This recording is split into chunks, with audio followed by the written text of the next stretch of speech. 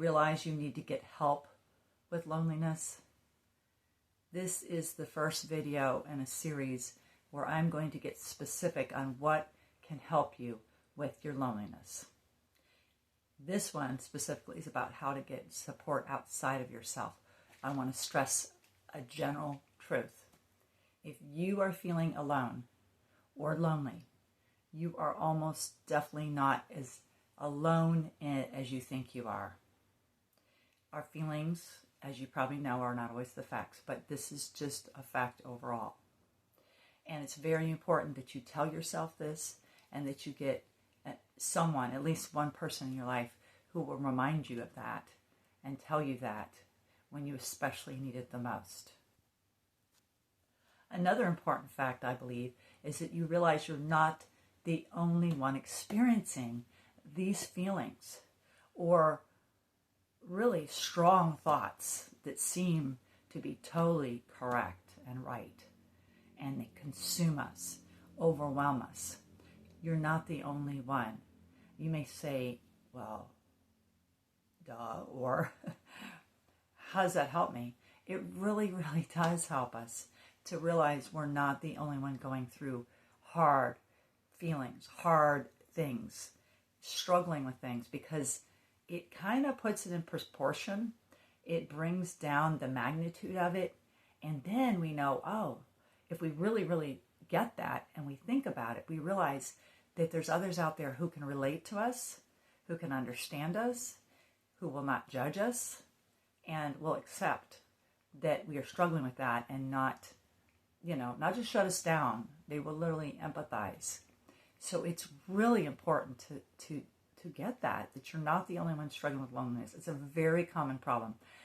I was partly inspired to do this series by Gary Rowe, and he's a wonderful, I call him an expert. He doesn't say that, but he's definitely one of the top experts, and I just very admire him and have been mentored by him. So I was on one of his Zooms last week, and he touched on this, and he said that he had done a poll through email with many, many people, and it came out 80% or higher of the people said the top problem is loneliness within grief, because he is a grief expert.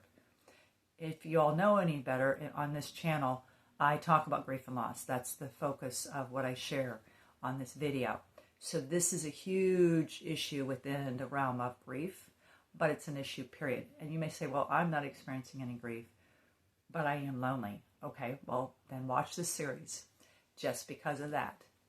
I think you'll learn some other things along the way. But it is so important to realize this is a huge problem.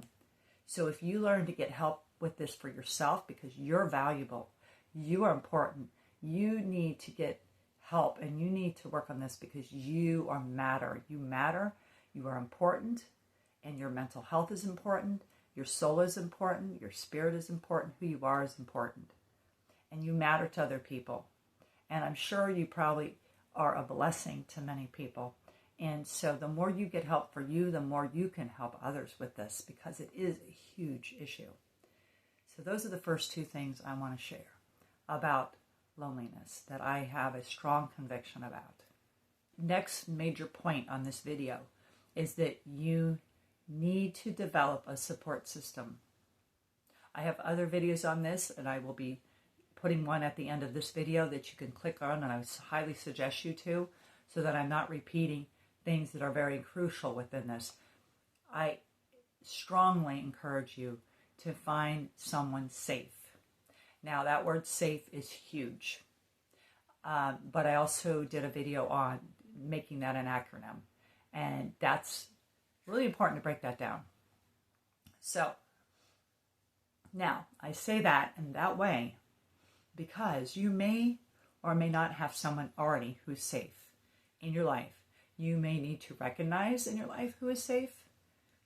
You may end up figuring out that you really don't have anybody who's safe right now. So you may need to go and find and take steps to go out and find someone who's safe for you. Because all of us are in different places with that, okay? So that's why I say you need to develop a support system. Now, this video is more about finding at least one person. I have other videos that talk about the extensive ways and the ways you can go and find support and then develop supportive relationships and develop your support system. But I want to say that up front, okay? It's because I don't know which one you are, and you may not have any clue until you really think about this, and that's why I want you to think about this. It'd be nice if it just showed up and poof, but life's not like that. We have to be intentional. And we may have things right in front of us, blessings, people that are blessings, people that really do care and love us unconditionally, or are really healthy for us, and we don't always even recognize it. Or we don't open our hearts to them.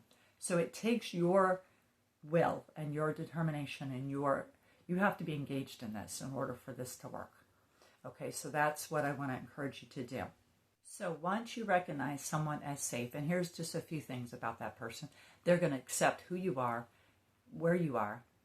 They will not be judgmental, but they will also say things and do things that are helpful and healthy for you.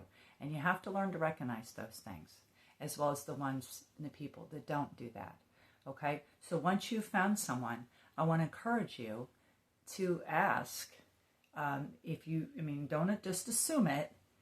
Ask, because we all need to recognize other people's boundaries and limitations, right? And their availability. Ask them if they will be willing to be someone that you can communicate with on a level that works for them and for you when you really need it, when you're really overwhelmed with loneliness, when you're really down, when you're really struggling. Now, maybe it's even with suicidal thoughts. So I just want to touch on that because I don't want to ignore that, because that's happening with many people. And maybe that's happening with you, or maybe it will. So that's even more serious, right? Call 988, by the way, as well. I just thought of that. Call 988 because somebody's always available to talk to if you're in really bad place. But we're talking about really bad, but it doesn't have, don't wait for it to be really bad, okay? Don't do that. Don't wait for it to really be really bad. Get the help. So when you find that person, ask them, can I text you? Can I call you?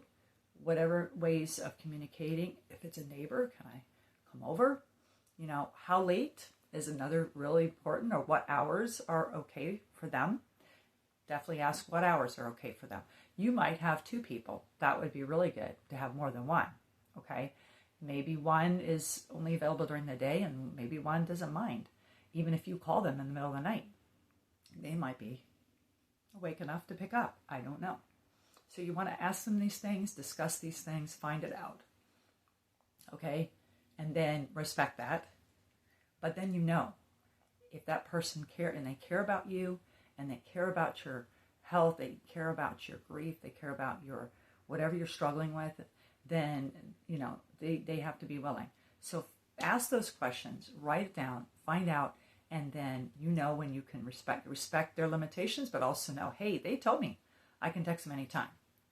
I tell people they can text me anytime because I keep my ringers off. I only put my ringer up if I know I'm expecting a call.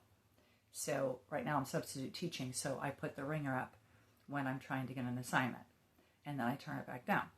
So, it totally depends on each person, but that's so important to do, because then you have engaged to get that help. Now that person is willing and available, and then when you're desperate, it is so important, because what do we tend to want to do? We tend to isolate even more. We tend to freeze and not even go to anybody. And that's the worst. And that's what we don't need to be. So we need to set ourselves up for success, in a sense, to get that help we need to get. So that is a huge encouragement to me, from me to you, that comes from the knowledge that I have received. Okay? So, and then, what about getting together with them? Ask if they're willing to get together with them. You're already feeling this out, so I'm saying ask, but feel this out with the person. Sometimes you already know not to even ask for that. Maybe, because my best friend and my safest friend, we have gotten together, but we don't get together a lot. It's not that she would be opposed to it, but in her schedule, she is more comfortable with any time I can ask her to pray about something. And if I really need her, I'll call her, and she usually always picks up, even if she's with her grandchildren in the middle of the store. So I try not to call her unless, I need to, and she's there for me. But we don't get together a lot. So again, different relationships, different dynamics.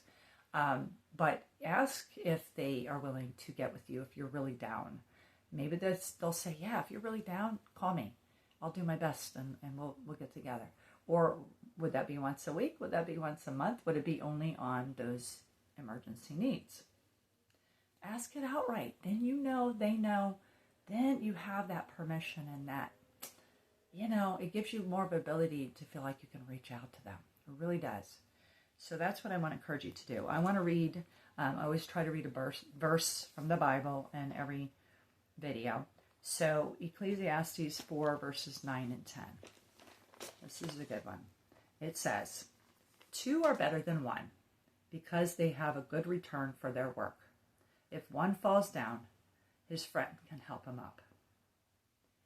If one falls down, if one falls into loneliness, if one falls into depression, if one is tempted to end his life, okay, these are all real things. If one is just overwhelmed with their grief, they're having a grief burst, they're so lonely without their loved one that is gone and they'll never return. There's some scenarios right there. His friend can help him up. But pity the man who falls and has no one to help him. Pity the woman who falls and has no one to help him. That's the word of God saying right there. It is not good to not have someone who is near you or with you or was willing to be with you when you need them to help you get up. And so that is, concerning emotional overwhelm, because that's a lot of times what it is. It's emotional overwhelm or it's mental. We're in a really bad place mentally and emotionally. Either or both. Emotions follow the thoughts. So when we say emotions, there's thoughts behind those emotions that are always a part. You cannot just blame it on the emotions.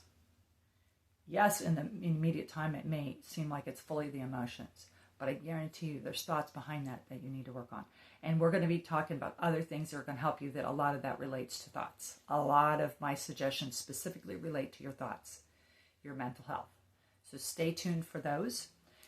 I'm asking you on this video to think of someone that is struggling with loneliness, or that you realize, oh, they really are.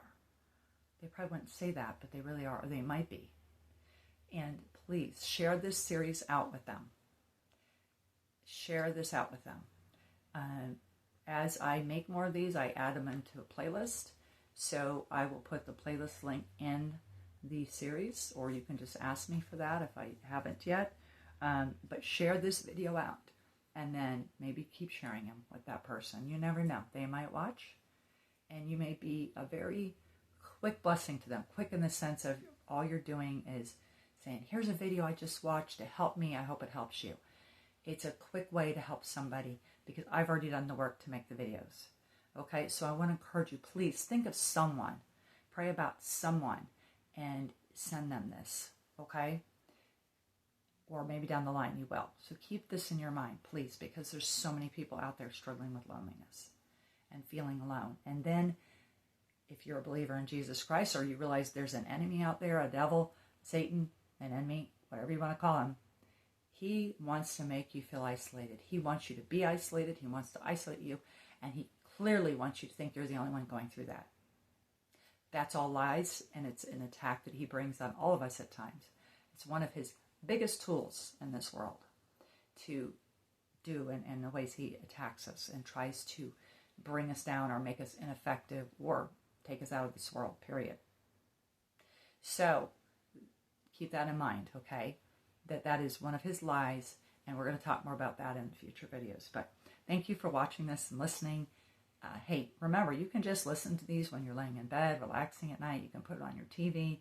You can listen to it while you're driving, while you're doing chores around the house, cleaning, mopping your floor or what have you. I do that. I listen to videos while I'm doing that.